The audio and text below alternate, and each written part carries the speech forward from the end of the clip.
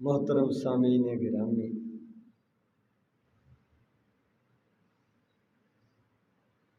آج کل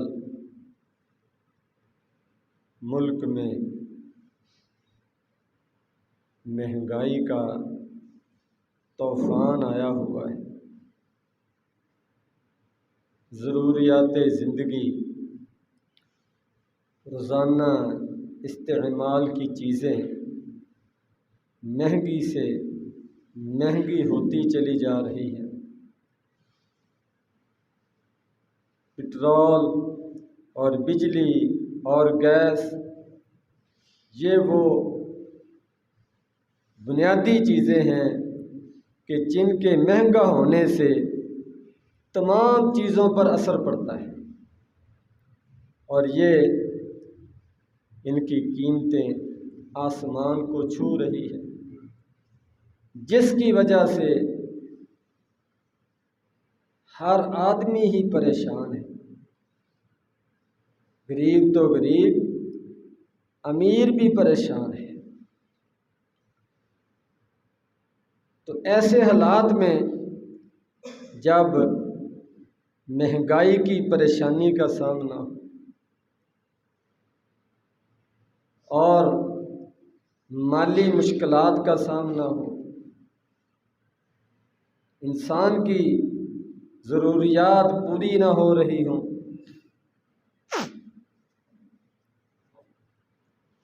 وسائل کم ہوں، آمدنی کے ذرائع محدود ہوں اور اخراجات، ضروریات وہ زیادہ ہوں، تو ایسے حالات میں ہمیں کیا کرنا چاہیے؟ ہمارا دین اسلام، اللہ تبارک و تعالیٰ کا قرآن، نبی کریم صلی اللہ علیہ وسلم کی احادیث، آپ کا اسوہ حسنہ ہماری کیا تربیت کرتا ہے، ہماری کیا رہنمائی کرتا ہے، اس کے بارے میں آپ کے سامنے چند ایک گزارشات رکھنا چاہتا ہوں۔ یہ ہر ایک آدمی کا مسئلہ ہے، کسی کے لیے زیادہ، کسی کے لیے تھوڑا، اور کسی کے لیے آج اور کسی کے لیے کل۔ شاید ہی اس پریشانی سے، اس مسئلہ سے، اس مشکل سے بچا ہوا ہو یا بچ سکے، اور یہ حالات زندگی کا حصہ ہے۔ سب سے پہلے تو یہ سمجھ لینا چاہیے، یہ زندگی ہے ہی آزمائشوں کا نام، اونچ نیچ کا نام۔ قرآن مجید میں اللہ تبارک و تعالیٰ نے بیان فرما دیا، وَلَنَبْلُوَنَّكُمْ، ہم تمہاری آزمائش کریں گے، تمہیں آزمائیں گے، تمہارے حالات تمہاری مرضی کے مطابق چلتے رہیں، نظام مرضی کے مطابق ہنسی خوشی چلتا رہے، اس دنیا کے اندر یہ ممکن نہیں۔ یہ دنیا دار الامتحان ہے، یہ جنت نہیں ہے۔ مومن کے لیے تو ویسے ہی دنیا قید خانہ ہے۔ تو سب سے پہلے تو اپنے آپ کو ذہنی طور پر اس بات کے لیے تیار رہنا چاہیے، اور جس چیز سے آدمی پہلے باخبر ہو کہ ایسے بھی ہو سکتا ہے، یہ بھی زندگی کا حصہ ہے، تو پھر اس کو پریشانی کم ہوتی ہے۔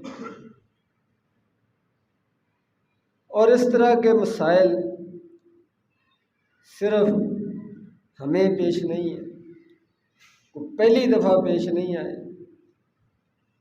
اور لوگوں کو بھی ہمارے علاوہ، ہم سے پہلے، اب بھی اس طرح کے مسائل پیش آتے رہتے ہیں۔ شروع سے یہ اتار چڑھاؤ، اونچ نیچ یہ چلتا رہتا ہے۔ مسلم شریف کی روایت ہے، نبی کریم صلی اللہ علیہ وسلم نے فرمایا،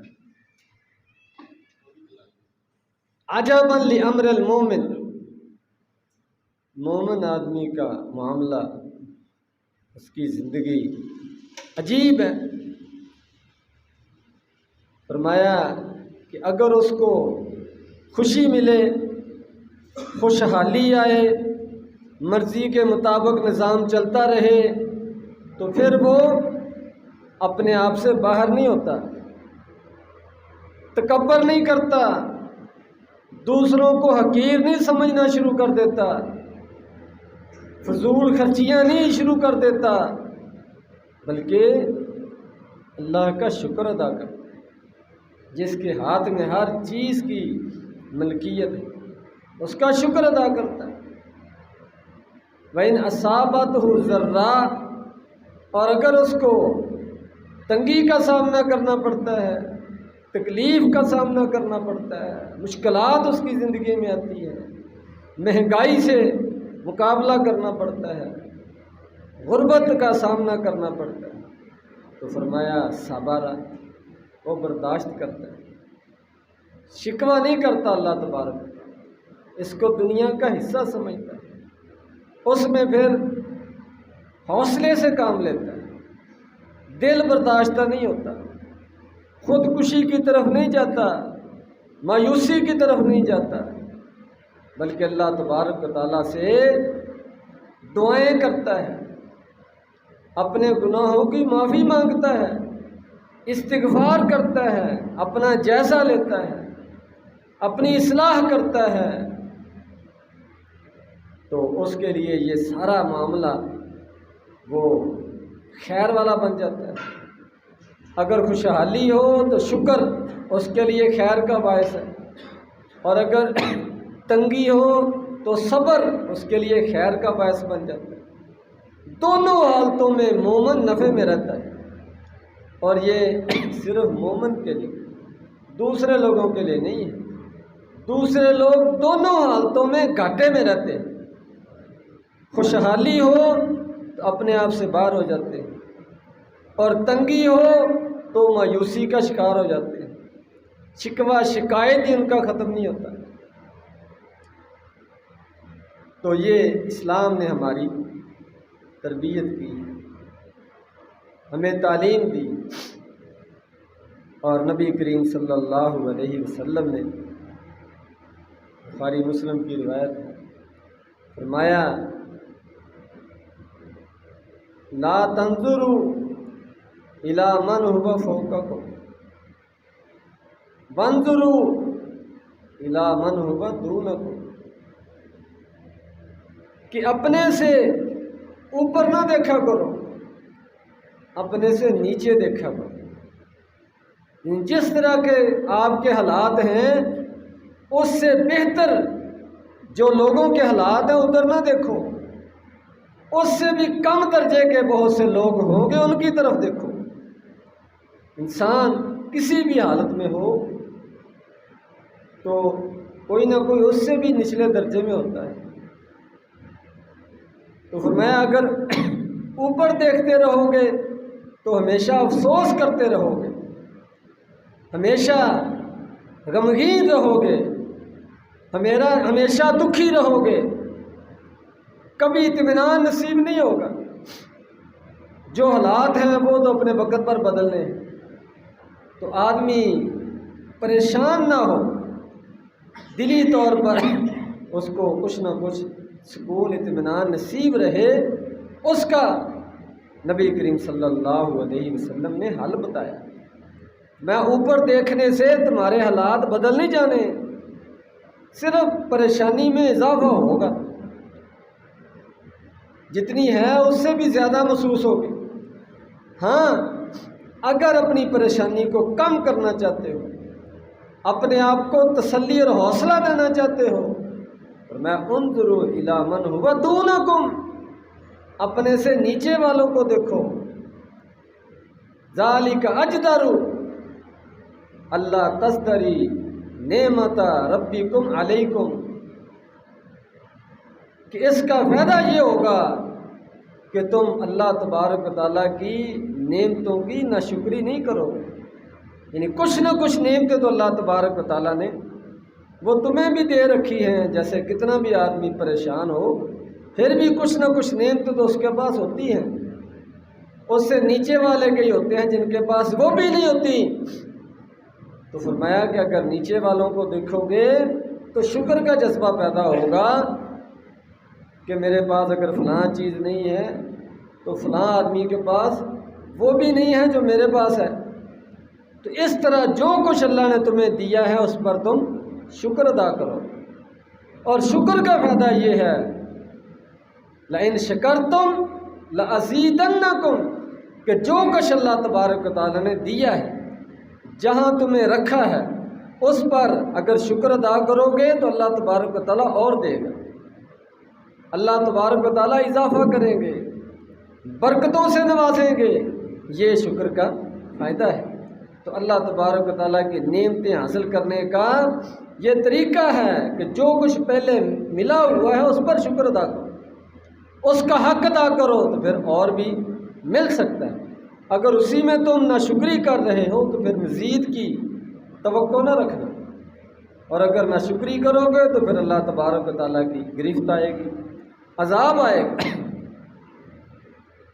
تو یہ چیزیں جو احادیث میں آئی ہیں، قرآن مجید میں آئی ہیں، زندگی کا حصہ ہیں، ان کو ہمیں اپنے سامنے رکھنا چاہیے۔ نبی کریم صلی اللہ علیہ وسلم کی اپنی زندگی، صحابہ اکرام کی زندگی نہایت مشکلات والی تھی۔ آپ سید الانبیاء ہیں، پوری دنیا کے سردار ہیں، قیامت کے دن سب سے پہلے سفارش آپ کی قبول کی جائے، جنت میں سب سے پہلے آپ تشریف لے کر جائیں، اتنا اعلیٰ مقام، بڑے فضائل و مناقب، حد ہی کوئی نہیں۔ اس کے باوجود نبی کریم صلی اللہ علیہ وسلم کی دنیا کی زندگی آدمی دیکھتا ہے تو حیران ہو جاتا ہے کہ اتنا حوصلہ، اتنا صبر، اتنا برداشت۔ سیدہ عائشہ رضی اللہ تعالیٰ عنہ بیان کرتی ہیں کہ ہمارے گھر میں ایک ایک، دو دو، تین تین مہینے گزر جاتے تھے، آگ نہیں جلتی تھی، یعنی سالن بنانے کے لیے، روٹی پکانے کے لیے 3 مہینے روٹی نہیں پکتی تھی۔ تو سوال کیا سوال کرنے والے نے کہ پھر گزارا کیسے ہوتا تھا؟ ان کا کھجوروں پر اور پانی پر، یعنی ایک ہی چیز، صبح بھی وہ، دوپہر کو بھی وہ، شام کو بھی، اگلے دن بھی وہ، اس سے اگلے دن بھی وہ۔ اس طرح نبی کریم صلی اللہ علیہ وسلم کی زندگی گزرتی تھی۔ ایک مرتبہ ابوبکر صدیق رضی اللہ تعالیٰ عنہ اپنے گھر سے باہر تشریف لائے، بھوک بہت زیادہ ستا رہی تھی، کھانے کے لیے چیز کوئی نہیں، حالات ہی ایسے تھے۔ تو عمر فاروق رضی اللہ تعالیٰ وہ بھی باہر تشریف لے آئے، ایک دوسرے کو پوچھا تو دونوں نے بتایا کہ ہم بیٹھا نہیں جا رہا تھا بھوک کی وجہ سے، اس لیے باہر نکلے کہ شاید اللہ تبارک و تعالیٰ کو انتظام فرما دیں۔ تو اتنی دیر میں نبی کریم صلی اللہ علیہ وسلم بھی تشریف لے آئے۔ تو آپ نے ان سے پوچھا کہ تم اس وقت باہر کیوں آئے ہو؟ انہوں نے کہا جی بھوک یہ ستا رہی تھی۔ تو فرمایا میں بھی بھوک کی وجہ سے باہر آیا ہوں۔ تینوں مل کر فلاں اپنے صحابی کے پاس چلتے ہیں، اس کا باغ تھا، اس کے پاس گئے، پانی پیا، کھجوریں کھائیں، کھانا کھایا، سیراب ہو گئے، سیر ہو گئے۔ تو نبی کریم صلی اللہ علیہ وسلم نے فرمایا ثم لتسألن یومئذ عن النعیم، کہ اس طرح کی نعمتوں کا قیامت والے دن سوال ہوگا، پوچھا جائے گا۔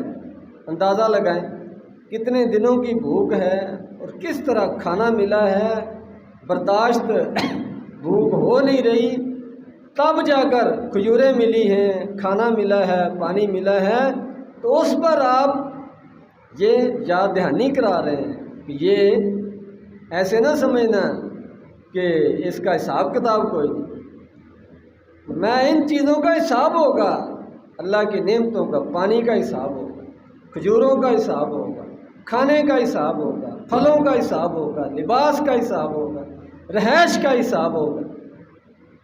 دوسری بہت زیادہ اعلیٰ پیمانے کی نعمتیں دور کی بات ہیں، جو زندگی کی ضرورت ہے، بنیادی ضرورت ہے، ان کے بارے میں بھی سوال ہوگا کہ تم نے اللہ تبارک و تعالیٰ کی یہ نعمتیں کھا کر کیا شکر ادا کیا، کیا عمل کر کے لائے ہو۔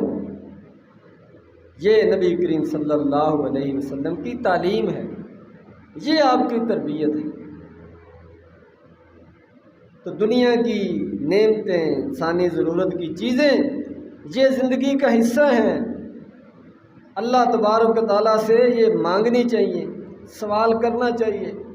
اس کی ممانعت نہیں ہے، لیکن ہر ایک کو اس کی مرضی کے مطابق نہیں ملتا، اور بعض اوقات حالات ایسے ہو جاتے ہیں کہ پریشانیاں آ جاتی ہیں، جس طرح آج کل پورے ملک میں ہر چیز مہنگی ہو رہی، تو دعا تو آدمی کو ہر وقت اللہ تبارک و تعالیٰ سے عافیت کی کرنی چاہیے۔ ربنا آتنا فی الدنیا حسنہ وفی الآخرۃ حسنہ وقنا عذاب النار۔ یا اللہ دنیا میں بھی محروم نہ رکھنا، بلائیاں اور خیر عطا فرمانا، پریشانیوں سے محفوظ رکھنا، اور قیامت والے دن بھی یا اللہ بلائی اور خیر عطا فرمانا، وہاں بھی نعمتوں سے محروم نہ کرنا، اپنی نعمتوں والی جنت عطا کرنا، وقنا عذاب النار، اور جہنم سے ہمیں بچانا۔ یہ ایمان والوں کو تعلیم دی گئی ہے۔ اللہ سے دنیا بھی مانگو، اللہ سے آخرت بھی مانگو، اور دنیا کے لیے محنت کرو، کوشش کرو، لیکن اس کے ساتھ ساتھ جب حالات معمول سے ہٹ کر ہوں، تنگی کے دن ہوں، مہنگائی کے دن ہوں، مشکلات کے دن ہوں، اس میں تھوڑا سا آدمی کو احتیاط اس سے کام لینا چاہیے۔ اور مسلم شریف کی روایت ہے، نبی کریم صلی اللہ علیہ وسلم نے فرمایا کہ اللہ تبارک و تعالیٰ کو یہ پسند نہیں ہے کہ تم مال کو ضائع کرو۔ اضاعت المال، مال کو ضائع کرنا، کریہ لکم، اللہ تبارک و تعالیٰ نے تمہارے لیے ناپسند کیا۔ تو مال اللہ تبارک و تعالیٰ کی نعمت ہے، تو اس کا استعمال صحیح کرنا چاہیے۔ تو اس کو ضائع کرنا یہ اللہ کی ناشکری ہے، مال کی ناقدری ہے، اور پھر اس کی وجہ سے پریشانیاں آتی ہیں۔ تو خوشحالی کے دنوں میں جب ہاتھ کھلا ہو، اس وقت آدمی مال کو پانی کی طرح بہائے اور ضائع کرے، اور جب پھر تنگی کے دن ہے پھر روئے، یہ کہاں کی عقل مندی؟ نبی کریم صلی اللہ علیہ وسلم نے اس سے منع فرمایا ہے، مال کو ضائع کرنے سے، بجلی کو ضائع کرنے سے، پانی کو ضائع کرنے سے، وقت کو ضائع کرنے سے۔ یہ ساری چیزیں قیمتی ہیں، مال والی ہیں۔ تو ہر چیز اللہ تبارک و تعالیٰ کی دی ہوئی، اس کی حفاظت، اس کا حکم دیا ہے۔ حتیٰ کہ بخاری مسلم کی روایت ہے، نبی کریم صلی اللہ علیہ وسلم نے فرمایا کہ جب تم میں سے کوئی آدمی کھانا کھا رہا ہو اور اس کا ایک لقمہ نیچے گر جائے تو فرمایا اس کو اٹھا لے۔ اگر اس کو کوئی ایسی چیز لگی ہے جس کو صاف کرنے کی ضرورت ہے، اس کو صاف کر لے اور اس کو کھا لے، اور اس کو شیطان کے لیے نہ چھوڑے۔ یہ ہے نبی کریم صلی اللہ علیہ وسلم کی تعلیم کہ ایک لقمہ، ایک کھجور کا دانہ، ایک انگور کا دانہ، ایک چنے کا دانہ، کوئی بھی کھانے والی چیز معمولی سی، فرمایا گر جائے تو اس کو بھی ضائع نہ جانے دو، اس کو اٹھا کر صاف کر کے کھا لو، استعمال کرو۔ یہ ہے اسلام کی تعلیم، میانہ روی، احتیاط کے ساتھ، ذمہ داری کے ساتھ، فضول خرچی سے بچتے ہوئے، مال کو ضائع ہونے سے بچتے ہوئے اپنی زندگی کو گزارنا، یہ اسلام کی تعلیم ہے۔ اور نبی کریم صلی اللہ علیہ وسلم نے اللہ تبارک و تعالیٰ سے یہ دعا بھی سکھائی۔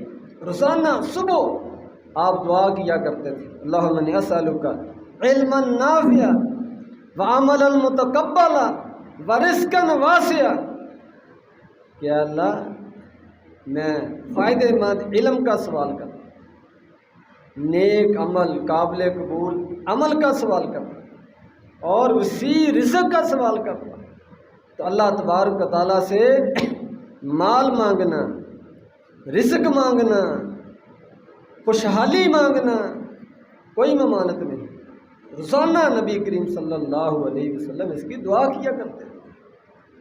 آپ نے گویا کہ یہ تعلیم دی ہے، ترغیب دی ہے کہ اللہ سے مانگو، اپنی ضرورت کی ہر چیز مانگو، لیکن جب اللہ تبارک و تعالیٰ دے دے تو پھر اس کا استعمال صحیح کرو، اس کو ضائع نہ کرو، اس میں ناشکری کا پہلو نہیں آنا چاہیے۔ قرآن مجید میں اللہ تبارک و تعالیٰ فرمایا کلو واشربوا ولا تسرفوا، میں کھاؤ پیو، یہ کھانے پینے کی چیزیں اللہ تبارک و تعالیٰ تمہارے لیے بنائی، لیکن اسراف نہ کرو، فضول خرچی نہ کرو، حد سے نہ بڑھو، ضائع نہ کرو، اور ان کو غلط کاموں میں استعمال نہ کرو، ان کی وجہ سے اللہ تبارک و تعالیٰ کی نافرمانی کی طرف نہ جاؤ۔ ان چیزوں کا خیال رکھتے ہوئے اللہ تبارک و تعالیٰ کی نعمتوں سے فائدہ اٹھانا، اس میں کوئی حرج نہیں۔ اللہ تبارک و تعالیٰ نے اپنے بندوں کے لیے یہ چیزیں بنائی، تو جب حالات مشکل ہوں، تنگی ہو، مہنگائی ہو، تو پھر آدمی تھوڑا سا احتیاط کر لے۔ نبی کریم صلی اللہ علیہ وسلم نے فرمایا، بخاری مسلم کی روایت ہے، طعام الاثنین یکفی الثلاثہ، کہ دو آدمیوں کا کھانا تین کو کافی ہے۔ یہ مشکل حالات میں، بلکہ عام حالات میں اگر تین آدمی ہیں، ان کے پاس کھانا دو آدمیوں کا ہے تو مل کر کھا لیں، تیسرے کو ساتھ ملا لیں، اللہ تبارک و تعالیٰ برکت فرمائیں گے۔ جتنا دو آدمی کھاتے ہیں وہ مل کر کھائیں گے تو تین بھی اس سے گزارا کر سکتے ہیں۔ یہ نبی کریم صلی اللہ علیہ وسلم نے تعلیم دی، اور فرمایا جب تم کوئی شوربے والی چیز بناؤ، پکاؤ، تو اس میں پانی زیادہ ڈال لیا کرو، شوربہ زیادہ بنا لیا کرو، تاکہ دوسرے کسی اور کو دے سکو۔ تو مشکل حالات میں، تنگی کے حالات میں، جس طرح ہمارے لیے مشکل ہے، ہمارے لیے تنگی ہے، ہم پریشان ہیں، اس طرح ہمارے دوست بھی پریشان ہیں، رشتہ دار بھی پریشان ہیں، ہمسائے بھی پریشان ہیں، سب پریشان ہیں۔ تو اللہ تبارک و تعالیٰ سب کی پریشانی دور فرمائے، تو ایک دوسرے کی پریشانی کو ختم کرنے کے لیے اس کا ساتھ دینا چاہیے، اس کا تعاون کرنا چاہیے۔ تو یہ نبی کریم صلی اللہ علیہ وسلم نے تعلیم دی ہے کہ تھوڑا سا پانی زیادہ ڈال کر، سالن زیادہ بنا کر ہمسائے کو بھیج دو، کسی ضرورت مند کو دے دو۔ یہ نبی کریم صلی اللہ علیہ وسلم نے ایک دوسرے کی خیر خواہی کا اور گزارا کرنے کا، اچھے طریقے سے اپنے معاملات کو چلانے کا نبی کریم صلی اللہ علیہ وسلم نے طریقہ بتایا۔ اور اس کے ساتھ ساتھ مسلم شریف کی ایک روایت ہے، فرمایا نبی کریم صلی اللہ علیہ وسلم نے، اللہم من ولی من امر امتی شیئا فشق علیہم فاشقق علیہ، کہ اے اللہ جو کوئی میری امت کے کسی معاملے کا ذمہ دار بنے، ان کا نگران بنے، ان کا وزیر بنے، ان کا صدر بنے، ان کے کسی محکمے کا کنٹرولر بنے، اور پھر وہ اپنی ذمہ داری کو ادا کرنے کی بجائے سختیاں کرے، پابندیاں لگائے، مشکلات پیدا کرے، تو میں فاشقق علیہ، یا اللہ اس پر بھی سختی فرما۔ یہ نبی کریم صلی اللہ علیہ وسلم نے بد دعا فرمائی ہے اس آدمی کے لیے جو کسی عہدے پر آ کر، ذمہ داری پر آ کر، نظام کو چلانے والا بن کر پھر عوام کے لیے، لوگوں کے لیے مشکلات پیدا کرے۔ اور ساتھ ہی فرمایا جو کوئی نرمی کرے یا اللہ اس پر تو بھی نرمی فرما۔ تو دونوں قسم کی آپشن موجود ہیں۔ تو جو ذمہ دار ہیں مہنگائی کو کنٹرول کرنے کے، غربت کو کنٹرول کرنے کے، لوگوں کے مسائل کو حل کرنے کے، اور اپنی ذمہ داری ادا نہیں کرتے، تو ان کے لیے نبی کریم صلی اللہ علیہ وسلم کی بد دعا ہے۔ اور جو اپنی کوشش کرتے ہیں، جہاں تک ہو سکتا ہے آسانیاں پیدا کرتے ہیں، ان کے لیے نبی کریم صلی اللہ علیہ وسلم نے اللہ تعالیٰ سے نرمی کی دعا کی۔ اب جو جس ذمہ داری پر ہے، جس عہدے پر ہے، اس نے خود فیصلہ کرنا ہے کہ نبی کریم صلی اللہ علیہ وسلم کی میں نے بد دعا کا مستحق بننا ہے یا دعا کا مستحق بننا ہے۔ تو اللہ تبارک و تعالیٰ ہمارے معاملات کو، ہمارے حالات کو درست فرمائے، ہماری ملکی، اندرونی، بیرونی تمام پریشانیوں کو اللہ تبارک و تعالیٰ دور فرمائے۔ وآخر دعوانا الحمدللہ رب العالمین۔